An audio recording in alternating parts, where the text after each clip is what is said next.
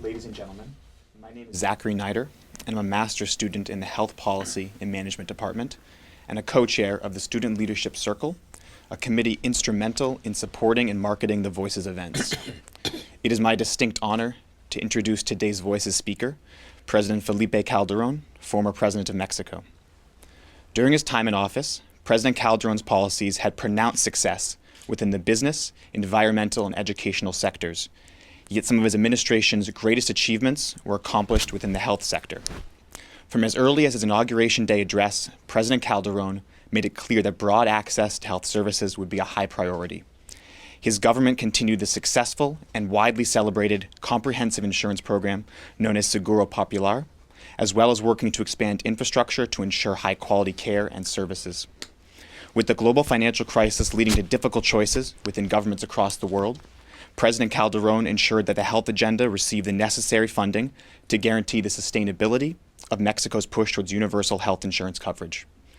In August 2012, it was announced that Mexico had successfully realized this monumental achievement, enrolling over 50 million people in health insurance in less than a decade and attaining universal coverage.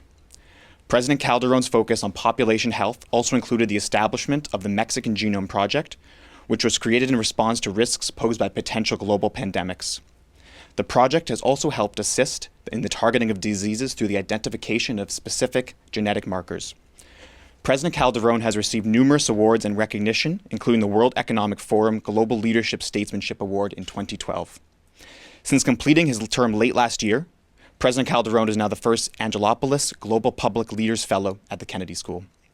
Before I turn the session over to Dr. Barry Bloom, who will be moderating today, please join me in welcoming President Calderón to the Harvard School of Public Health and to the Decision-Making Voices from the Field Leadership Series. Thank you. Thank you. Thank you very much. Thank you. Thank you so much, Zachary. Good afternoon and welcome to this Decision-Making Voices from the Field Leadership webcast conversation. We're enormously pleased to have former President Felipe Calderón of Mexico as our guest speaker today. The Leadership Series focuses on leaders around the world who've made major contributions in the world of public service, of business, and health, and who have had to make difficult decisions during the course of their career, and we ask that they share those experiences with us. We have today a webcast that will go worldwide and probably reach over 190 countries.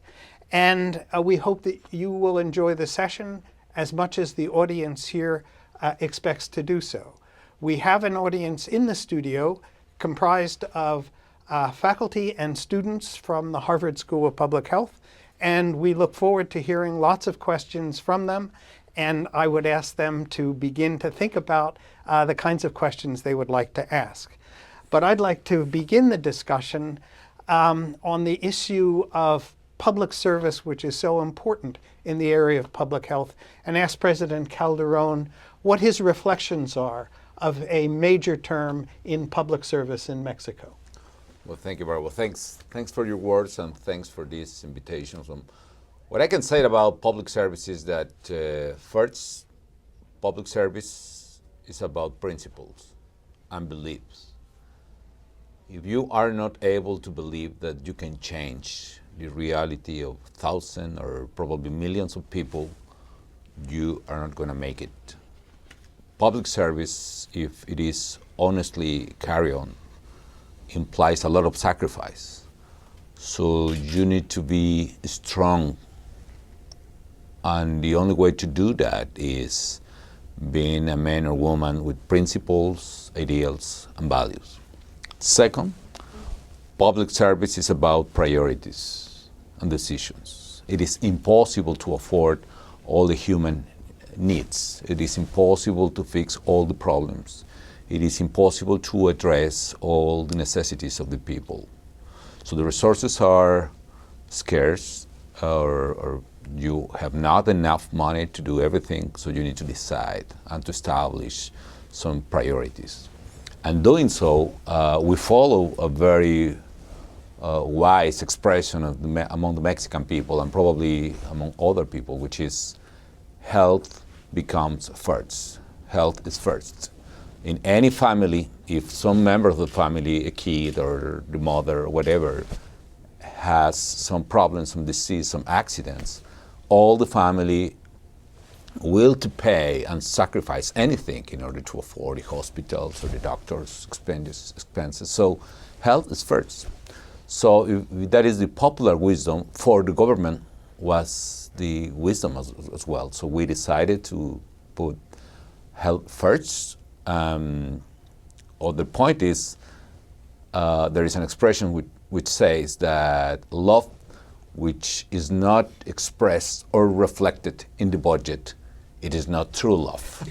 So we decided to apply or to express our priorities in the budget. I remember that when I was designing with my team during the transition term as president-elect,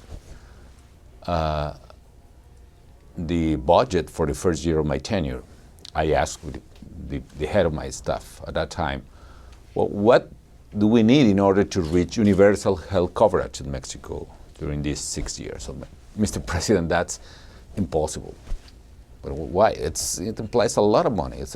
We cannot afford. So tell me a number. Mr. President, we need to multiply by 5 or by 6 the budget, for instance, Seguro Popular, which was put in place by Julio Frank, the dean of the school.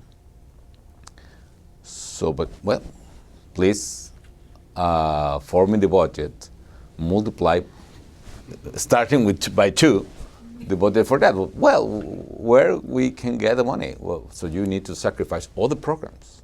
And we reduced the budget for a lot of programs in agricultural sector, for instance, which is a sector which has a lot of deviations because the rich people, for instance, in rural areas are getting most of the subsidies there. So we reduce and we increase the budget for Seguro Popular. And at the end of my tenure, we multiply by 5 the budget.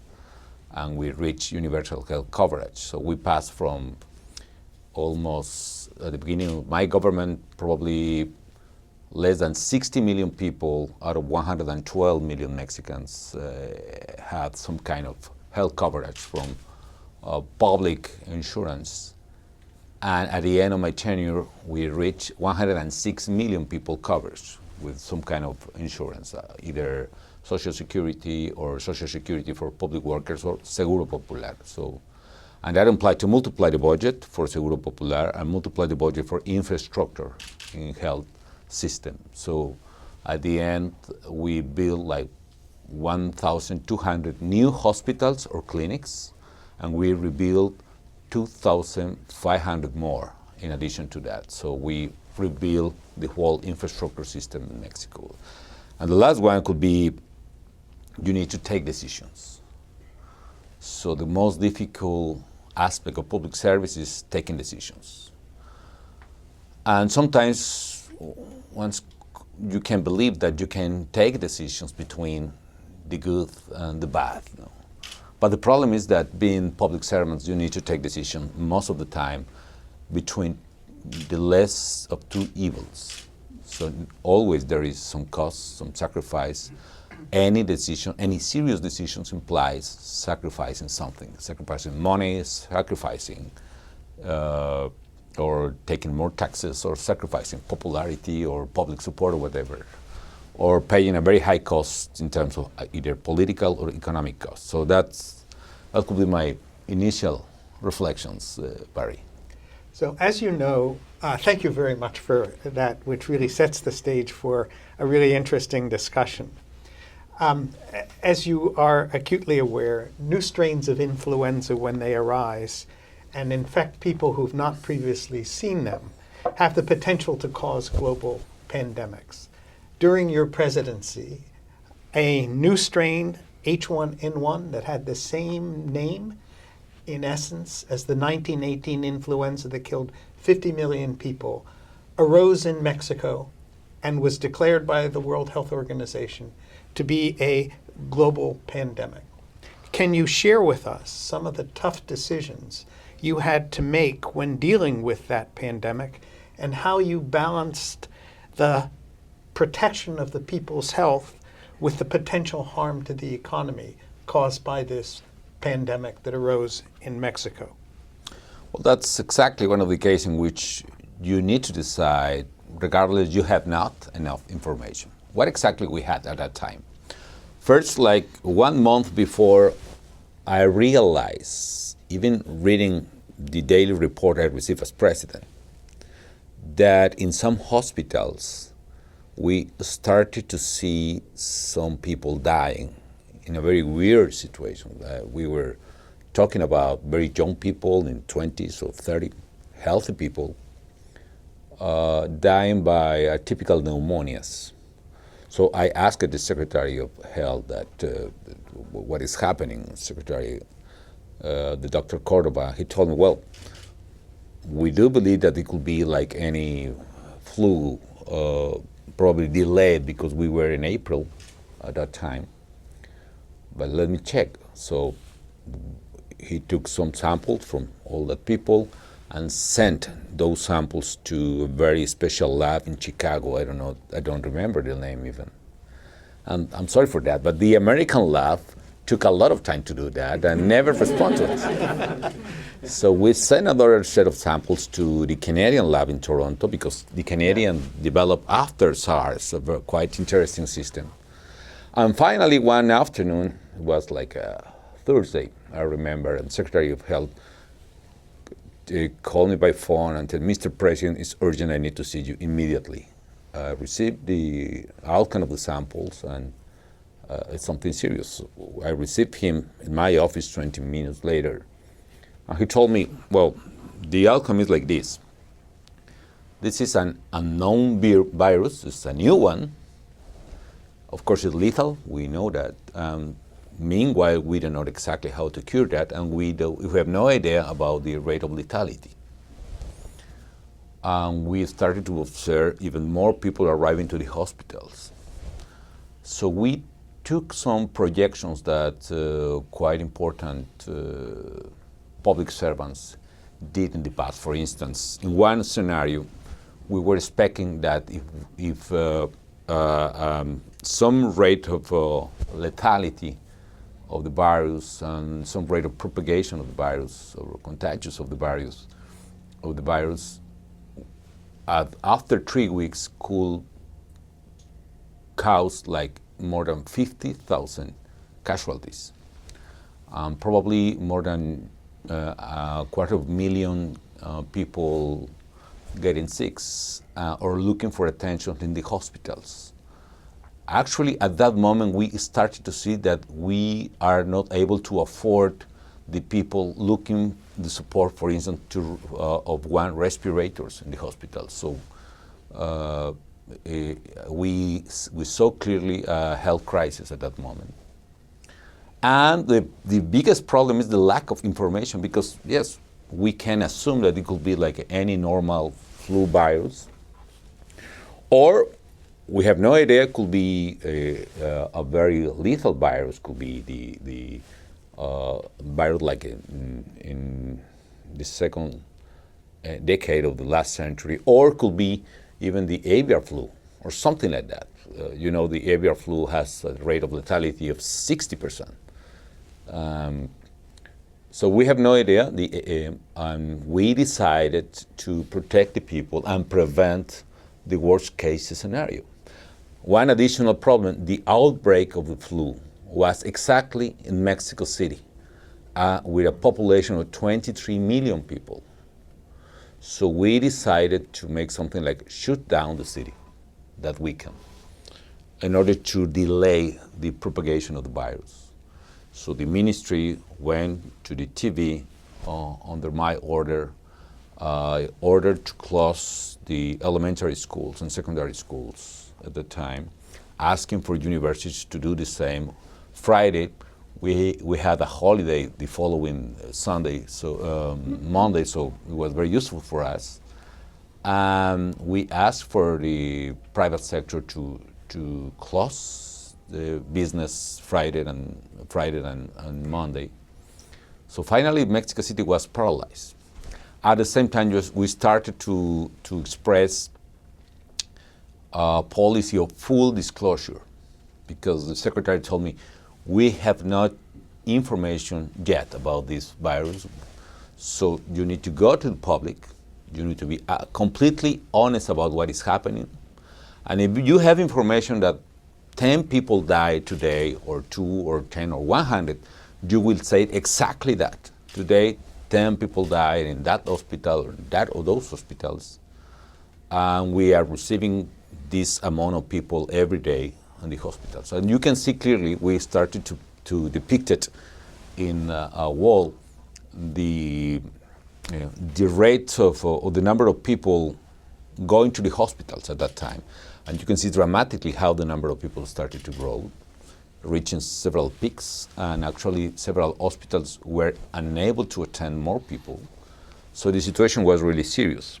But after that, finally we discovered, like 2 or 3 days later, with information of the labs, that the virus could be addressed with Tamiflu and other ordinary medication. So we started to provide the people with that. We get a lot of Tamiflu doses, and I protected them even with the army and distributed across the country, because the panic of the people was, it could be a serious issue. Fortunately, the people, Mexican people, were incredibly serious and respectful, and everyone followed the instructions of the government.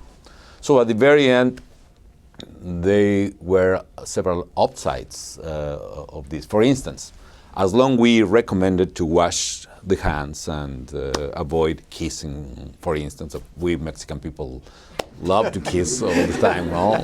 Men to women, so we needed to avoid that at that time. But the people started to follow that instructions, and we got some kind of improvement in our health system. For instance, the average of days in the hospitals of the people who was sick for anything, respiratory disease, like the average in the hospital could be like 9 or 10 days. After all these measures, the average of days of that people went down to 4 days only, because they got to the hospital earlier, in a very early symptoms of the disease, any respiratory disease. They got the right diagnosis, they got the right medicine, so they cure faster. We reduce the number of diseases of, for instance, gastrointestinal diseases, because people start to wash frequently hands and so on. So it was a very tough experience. And at the same time, this scandal around the world, because yes, the H1N1 reached the highest level according to the World Health Organizations, it's number 6 level or something like that. But nevertheless, we decided to be absolutely transparent on that. Full disclosure was the name of the game for us. And it's a question of this taking decisions in a very hard scenario with lack of information. Assume that you are the pilot of one plane, and you are seeing nothing. You are absolutely blind. In that moment, you need to figure out what is the size of the mountain. Yes, the mountain could be like a very small hill, but the mountain could be the Everest or whatever. So you need to decide, thinking in the worst case scenario. Because if you take the ground decisions and maybe you fly too high, and the day after it was a teeny hill, maybe you say, well, you overreacted. And always there is, what is the expression in the United States, the Monday night quarterback, no? So you have the reason after the game, yes. But what about the other way around, no? If you decide that you can afford, no, with the same altitude, and suddenly you face the mountain, you have no time to react. So we decided under those bases, so that was the story. I think you did very well, and the world did very well because of the responses initiated in Mexico. Let me now throw it open to the students and faculty here in the studio and ask if we could have some questions. Please, first row. Hi. My name's Leo. I'm from Argentina. I'm an MPH student here in the Healthcare Policy and Management concentration with a policy track, and I'm also a member of the Student Leadership Circle. And so when you got into the office, there were 50 million Mexicans that were uninsured. And yourself, with Julio, developed this whole idea of Seguro Popular, which was fantastic. And you were mentioning that taking decisions is vital for a policy creator, policymaker. And so my question is, what were the main challenges that you faced when you were trying to establish Seguro Popular in Mexico and trying to achieve universal healthcare coverage besides the money? Could I just ask you to amplify on that wonderful question to explain what Seguro Popular is for the audience who will be watching in the webcast? I think well, let me start with this, and thank you for your question. One is, we in Mexico before, we had like two public system of health insurances. One was the traditional Social Security, which is carried on by the entrepreneurs and the workers itself. They paid like a quota. They made a fee of payment in order to pay the Social Security insurance. And we had another system which is the same, but not for private workers, but for public servants, the ISSSTE. But beyond that, we have a lot of people, 50 million people, almost half of the population, without any kind of health insurance coverage. So Julio designed the Seguro Popular, which is a new insurance in which the government pay the cost of the insurance to the provider of the health services. In this case, the provider of health services are the local public systems in the states. And probably that is, so we put the money, we pay to each local health system a per capita amount for each people under insurance. And with that money, the health systems could provide salaries for doctors, nurses, and even that money assumes that that money is going to help to build new facilities and infrastructure. Beyond that, we paid for the infrastructure in those states. So it was a massive effort in order to build the infrastructure required for that. I cannot remember exactly the figures, but for instance, during my tenure, we hired probably 30,000 new medical doctors to the system and almost 60,000 new nurses for the system.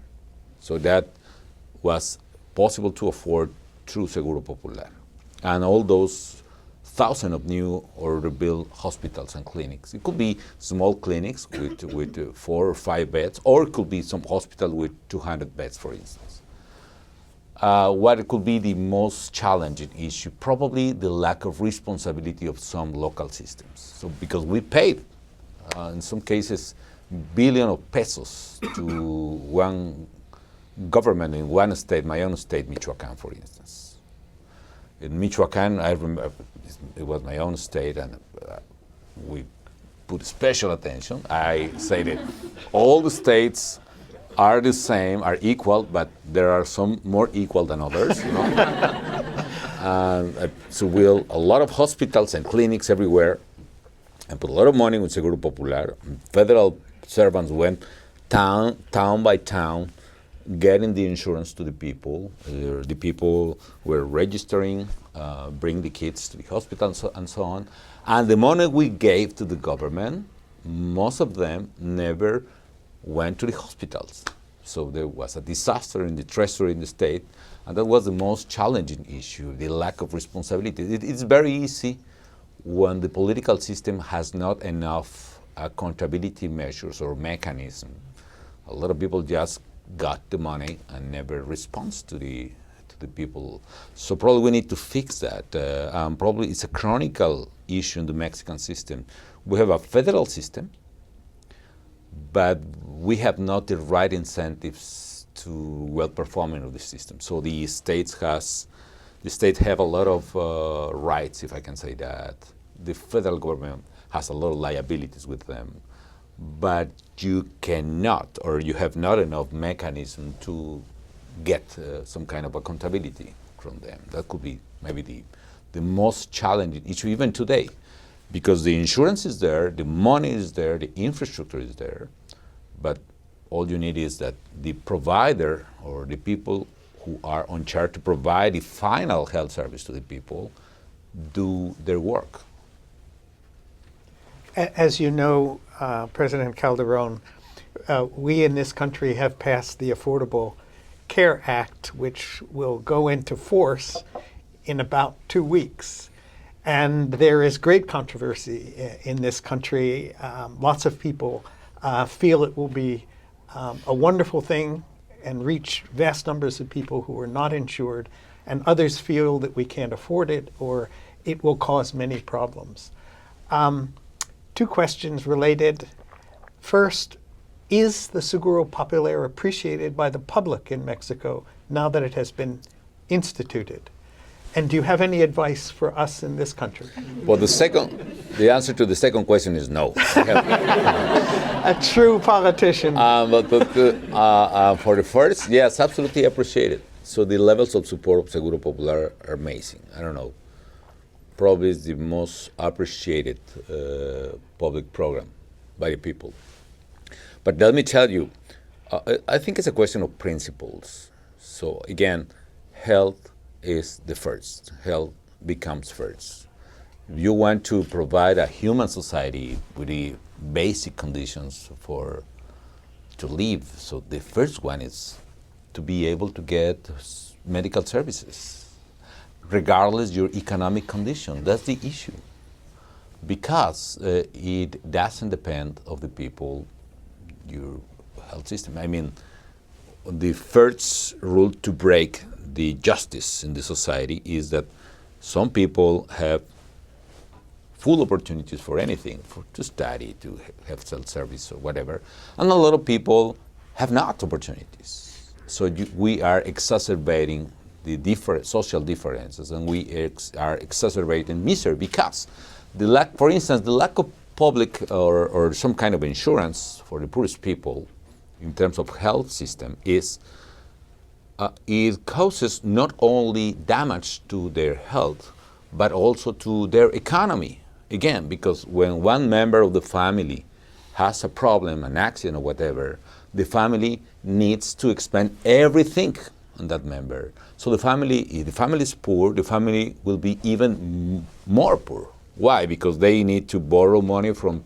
some abusive men in the neighborhood, so they need to sell their homes or whatever in order to cure that people. So this is catastrophic expenditure, which is exacerbating poverty. So you need to avoid that, and it's good in social and economic terms. Second, so you have money as government. You need to establish priorities. Maybe the government, in several countries, in the case of Mexico, for instance, we make several mistakes. For instance, subsidizing fossil fuels still. Actually, I started a program in order to reduce and even eliminate fossil fuels gradually. But the point is we are spending a lot of money in several things that they are not exactly priorities. Finally, you can see the outcome of your effort in an incredible way. Let me tell you one story, for instance. In 2009, one of the systems of Seguro Popular it has a basic list of diseases and services, which is the basic frame of that. In 2008, we decided to incorporate the cancer treatment for children. Under 18, the program was all the cancer for all the children.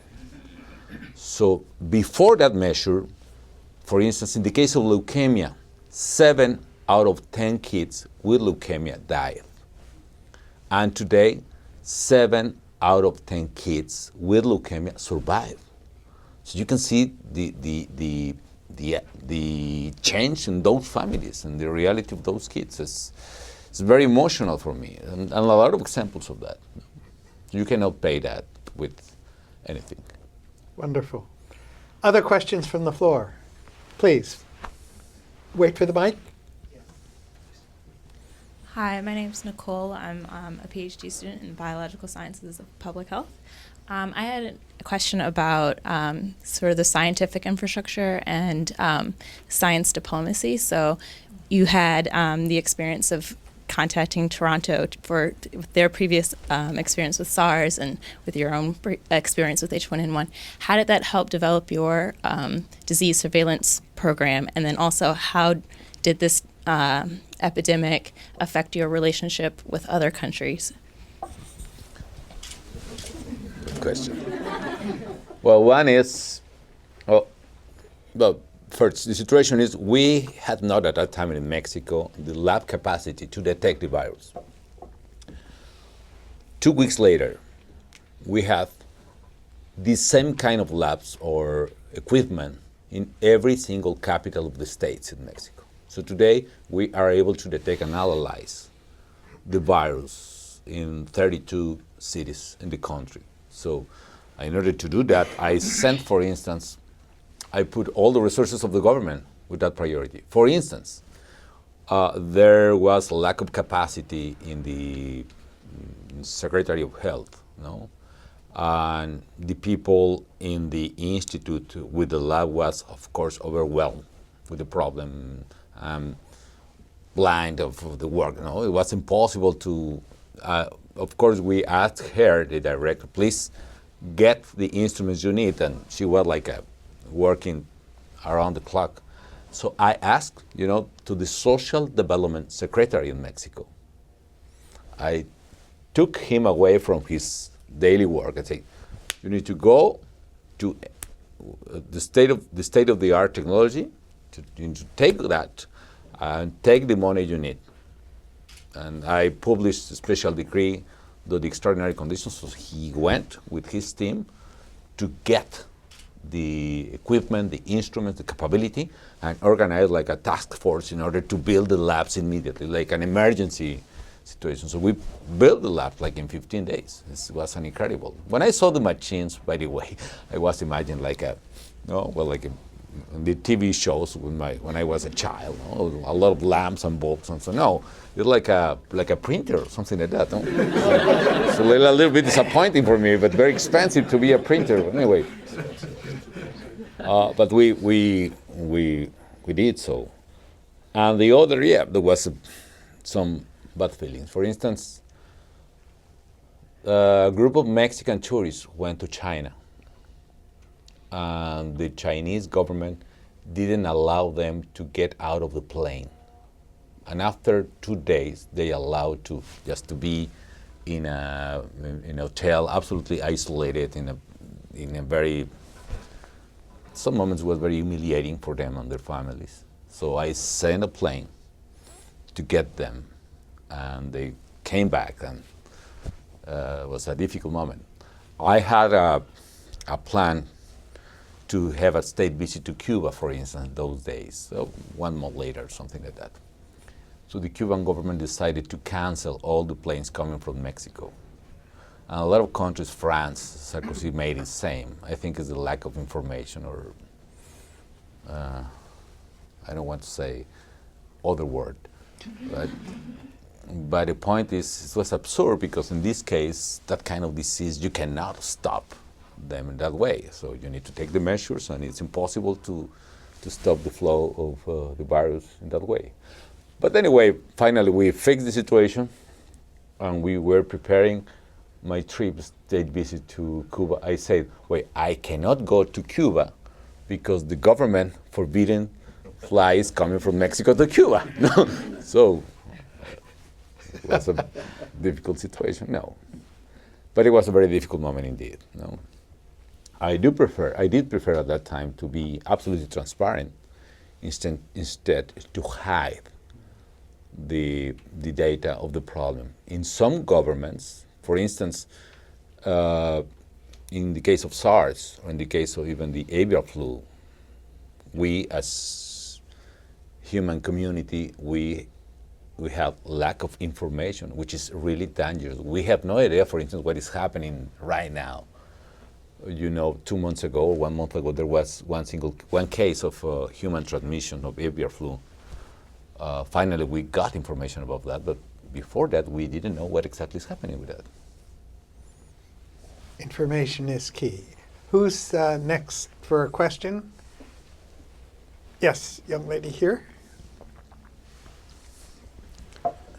Hi, Suzanne Brundage. I'm a master's student in the Health Policy and Management program. Many of us in the United States have looked with great sympathy to the drug violence taking place along our border. And one way to look at that problem is through a traditional law enforcement security lens.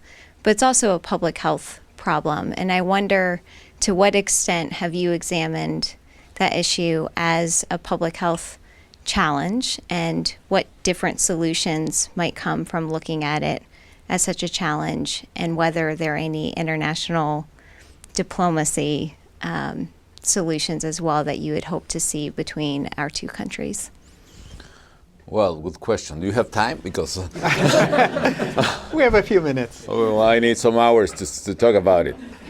Yes, we saw in the same way. It's a health problem, addiction mainly.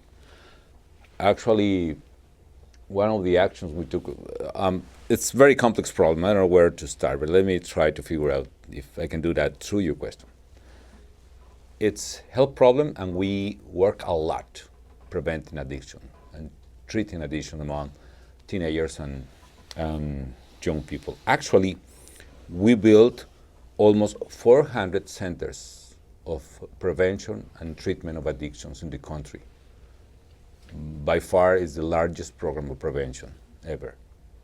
And Margarita, my wife, started a program called Nueva Vida, New Life, in which we teach, or she and her team started to teach professors, parents, volunteers, Red Cross, parish, churches, and the idea is to establish like a flow and to teach to the parents to talk with the child, and to teach to the parents to realize if your son or daughter is getting troubled with drugs, and to pay attention about the kind of friends, and to how to establish a link and connections, and how to treat that, how to address the issue.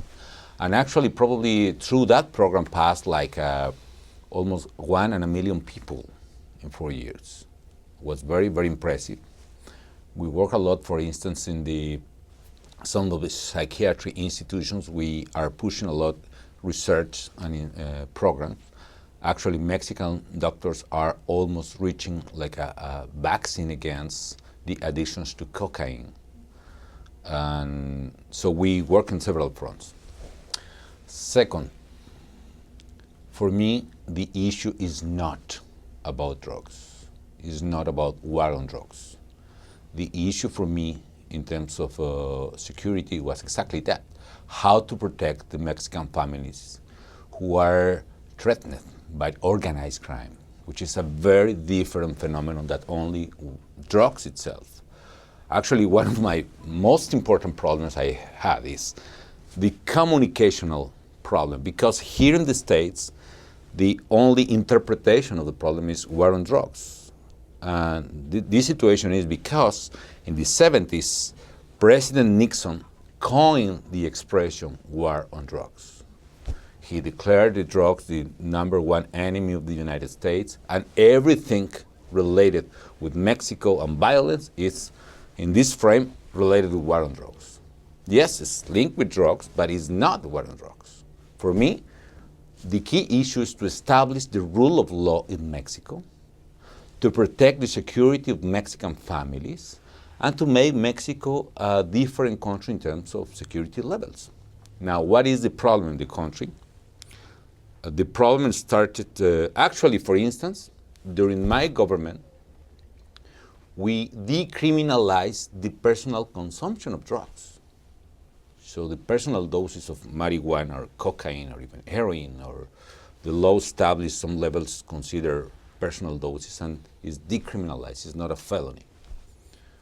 Now, what is the problem in Mexico? Mexico started to be a very powerful economy since 90s, probably after NAFTA. The income per capita, for instance, under PPP, passed from $2,000 to $15,000. Actually, Goldman Sachs considers that Mexican economy could be the 5th or the 6th largest economy in the world by the year 50. In that sense, Mexico became a very important market for consumption of any goods or services. Very important market for housing, vehicles, iPhones, whatever. And very important market for drugs as well. And that is important because the traditional business of the criminals were exactly narco traffic. Literally, trafficking narcotics to U.S. But when Mexico started to be a very important market, they started besides that, they started a new business, which is retailing drugs.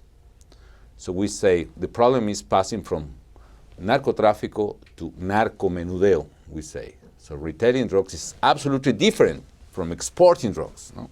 Exporting drugs to U.S. is like a logistical and transport issue. Retailing is an issue related with controlling multiple point of sales, which implies a quite important difference, which is the control of the territory. You want to export 1 ton of drugs from Mazatlan to Tucson, you need to control the authority in the line towards the U.S. The highway, you need to control 1 point of the border. You need to bribe American authorities in the border, custom, migration, and several of them. Of course, they are under briefs. But that is the issue, exporting. But now, what happens if you want to sell that ton of drug in one city, Ciudad Juárez, for instance, or Nogales? You need to control probably 600 point of sales of the drug in the city. In order to do that, you need a net over that. Other question, how many people you need to cross 1 ton of cocaine from Mexico to US? Probably the driver, 10 people helping them, other 10 protecting them, other 10 bribing the authorities, I don't know. 20, 50, 100 you want? Now, the same question is, how many people do you need in order to sell 1 gram samples of cocaine or 1 gram bags? By the way, how many bags are of 1 gram are coming from 1 ton of cocaine? Question for everyone. 1 million. You need to sell 1 million bags. How many people do you need in order to sell 1 million bags in 1 week? You need thousands of people. So they started to create powerful nets among young people. There are very important Harvard professor in the 70s who studied the organized crime here in Boston, Professor Schelling. Unfortunately, he passed away. But he said what's a very important thing. At the very end, the business of organized crime is extortion. It's extortioning. Yes, they start to be organized crime because he started providing a very important service or good to the society, which is against the law. And that could be illicit games, or that could be alcohol or drugs or prostitution or whatever. But there is one point in which organized crime is so sophisticated that they upgrade their activities. And now the most important business is not the original business.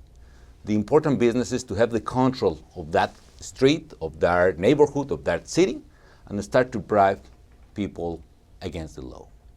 And then they start to collect money, for instance, from the prostitutes, or for the guy who has a forbidden game house or any illegal activities. And the question of sharing is, why are they extortioning people under illegal activities? And the answer is because they have not any legal instrument to defend themselves. So they have no option but pay the extortion. So the new business is extortioning. And my definition of organized crime is that kind of crime which through the violence or threatening try to collect the rents, licit or illicit rents in one society. So we arrived to the problem in Mexico. We started to see people who is kidnapped or extorted, or people who need to pay some kind of fee to the criminals. And what is the difference? That the organized crime was not able to took over the Boston police in the 60s. But organized crime in Mexico has been able to took over the police corps in several cities and states in Mexico. And what I found is they were in control of the city, and they were extorting and kidnapping the people. So coming back to my initial point, my problem was not war on drugs. My problem was security of the families and protecting the families. So I started this strategy. It was a comprehensive strategy with 3 points. Facing the criminals, because in the traditional business of exporting to US, it was very easy to say, I don't care about the criminals, let them, it's a gringo problem, and so on. And the common learning was, don't face the criminals. So I need to start to face the criminals, because they appeared in 20 vans in the streets full of weapons. And I start to face the criminals with full force of the state, including, yes, the army, because there is not other capacity to defeat them. You can imagine 10 cops with 38 guns, no, facing guys with matching guns caliber 50. So it's impossible.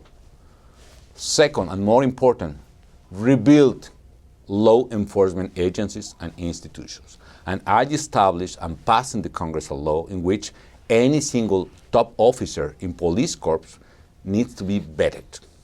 So we started to introduce exams, psychological, toxicological, polygraph exams to top police officers, and even all the members of police corps at federal level. And we pushed a lot to do the same at the state level, and several governments rejected that. They did prefer to stay like that. And third, and even more important, to rebuild the social fabric. And that was another reason why we not only provided universal health care, but also we built like 140 new universities and 1,100 new high schools, all of them public and tuition-free universities and high schools. And with that, we made a very important effort to rescue that. So that's more or less my answer. There could be options, yes. Actually, I proposed with the President of Colombia and the President of Guatemala in United Nations. I proposed and demanded new discussions about universal policy about drugs. Because we estimated that, to be honest, the American society don't care about the problems. Look, this point related with the weapons. During my tenure, we seized 160,000 weapons. Almost 90% of them were sold legally here in the States. There are 8 gun shops in the border with Mexico per each Walmart in the United States. And all those weapons are killing Mexican people.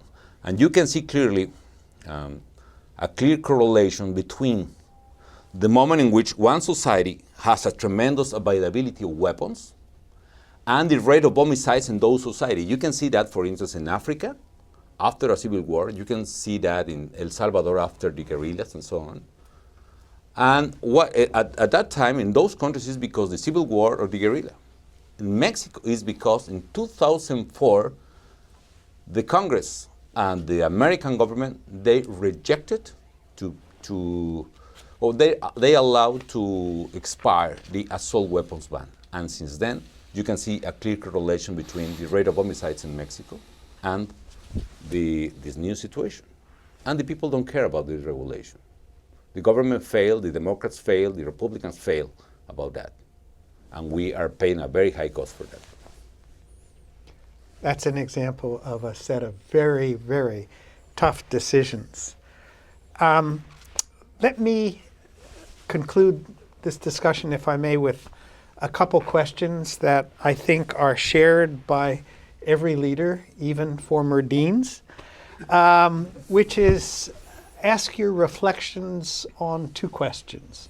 One is how you would like to see your legacy remembered by the people of Mexico and the outside world. And the second question is, if you were looking at your tenure as president 25 years from now, looking back, what would you have liked to have done that you were not able to, or not done that you chose to do? When I'm talking about legacy is difficult, of course. I think a good legacy, it is the universal health coverage by any means.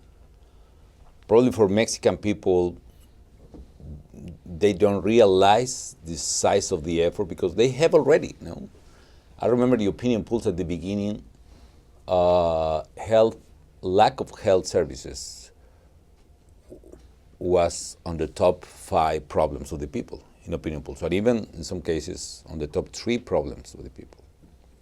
Today, lack of health services doesn't appear in opinion polls. So for the people, this like that is they take it for granted, if I can say that. That's good, but that's one important point, legacy. We made a lot in terms of infrastructure. We created, even in the middle of the crisis, we acted in a very aggressive manner in order to rebump the economy, to put in place counter-cyclical measures. And actually, the Mexican economy went very well after that. It was almost 4 years growing at a rate of 4.3% on average from 2009 in the middle to 2012. Created almost 2.5 million formal jobs. But the people will remember that age, not by the recovery of the Mexican economy, but the economic crisis itself. So I'm talking about the second 25 years. Well, one is, I would like to make the reforms that Mexico needs, which is, it's possible that Mexico will do that right now, education and energy, because the new administration, the new president has one thing that I didn't have, which is the support of political parties in the opposition. Of course, any government change is related to the other, but what is changing in Mexico exactly right now, more than the government, what is changing is the opposition. And the opposition is very responsible today, and I would like to have that in order to make the energy reform. I proposed one to the Congress. It was rejected, most of them. Other thing is, I would like to have to finish this rebuild process in enforcement agencies in Mexico. It's crucial. It's crucial. And maybe I could have analyzing. I would say that I would prefer to have a better relationship with the Congress. I did so at the beginning, and then my right hand died in an airplane crash. She was Secretary of Interior. And for one or another reasons, I left the relations with the Congress. We were very close. We had a very close relationship with them. We had breakfast every Friday with congressmen and talk with them. And suddenly I say, well, I forgot that, or I leave that. I didn't want to do the same. And it was probably a failure, or not failure, but maybe the relationship could be very helpful for the government. Last word is your advice in a democratic society with wide differences in views on every issue. How do you bring people together? Clearly, you've indicated in the case of influenza, information and transparency. How do you see the role of leadership in bringing disparate views to compromise together? But it's difficult. As you know, I won by 0.5% of the votes in a very tight election. But all the time I try to be a president performing with honesty in office. I mean, I try to be honest with the people. I talk always with my beliefs and principles. And I try to listen to the people. That is very important. One of the big mistakes of any leader is, especially in very technical areas like yours, we tend to believe that the technical answers are the right answers. But being in government is not about, or is not only about, technical responses. It's about human responses. I was telling some friends in one dinner that Julio invited me some months ago that I know a lot of you are probably medical doctors in health ministries, but you will learn that your headache could not be cured with an aspirin, no? Or you can see that your ministry will be paralyzed and your diagnosis as a doctor will be absolutely wrong. No? It's paralyzed, but you have not any drug that could fix that. So you need to address that in a different way. So you need the technical responses, yes, but you need the adaptive responses. So you need to be able to make the people address the problem and the values of the community. And in order to do that, you need to open your ears. Listen, one of the problems we had is the crime was so violent and it started to leave a lot of victims around. And there was a quite important movements of victims in Mexico, blaming everyone, especially the government and so on. I was trying to explain it's not my action, it's the action of the criminals. And because one of the problems, the criminals started to expand each other and trying to control the same territory, they clashed each other, and that started this terrible violence.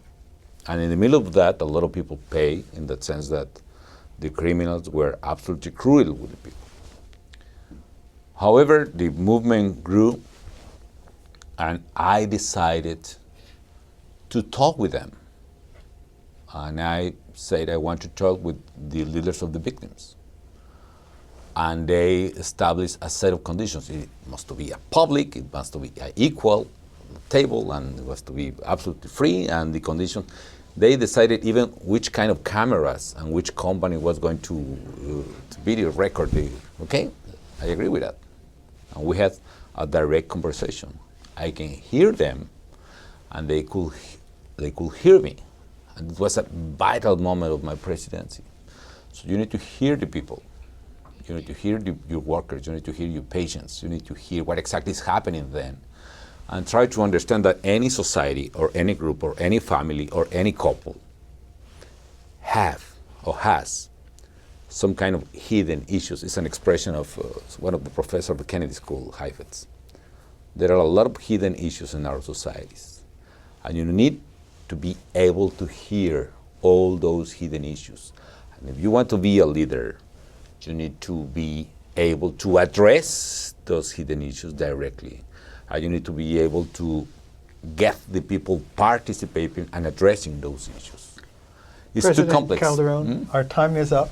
I know. I want to like it. thank you enormously for allowing us the privilege of hearing you and sharing your experience. And thank you so much for coming to the Harvard School of Public Health. Thank you. Terrific job.